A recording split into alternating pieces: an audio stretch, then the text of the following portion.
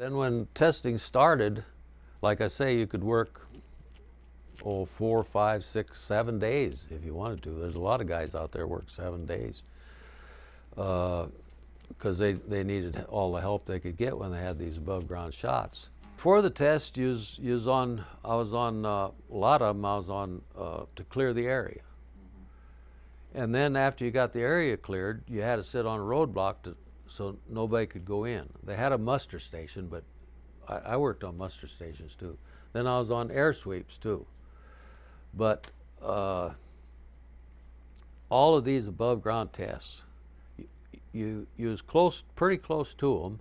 You wasn't quite as close to them as the GIs in the trenches, but you was close enough to them that when they went off, you got on your haunches, sitting beside your vehicle and hanging onto the vehicle, facing away from the shot, of course. And when that sound hit, it'd just about bowl you over. There was nobody that ever said anything that you was in danger of radiation. In fact, I don't remember the word radiation even being mentioned. They didn't say, hey, you're getting contaminated, you're going to die, you know. They wouldn't admit. The bomb, the testing of the bomb is like the old Model T days, you know, and the modern vehicles. The first start of the testing, I don't think they knew what they was doing themselves. At least a half a dozen times when these dosimeters that they gave us had went off scale.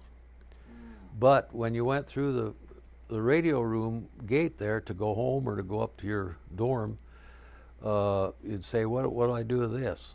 And you could see it went off scale. Oh, I'll throw it in that box or can or whatever was sitting there, you know.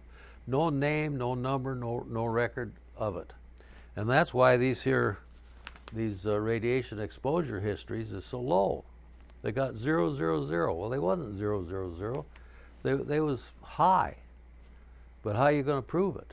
They didn't give you no records. They didn't keep no records.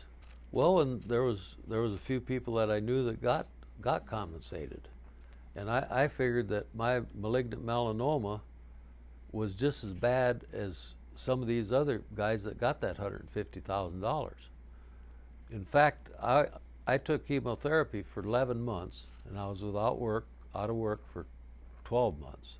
It looks to me like they're waiting for everybody to die so they don't have to pay it, that compensation.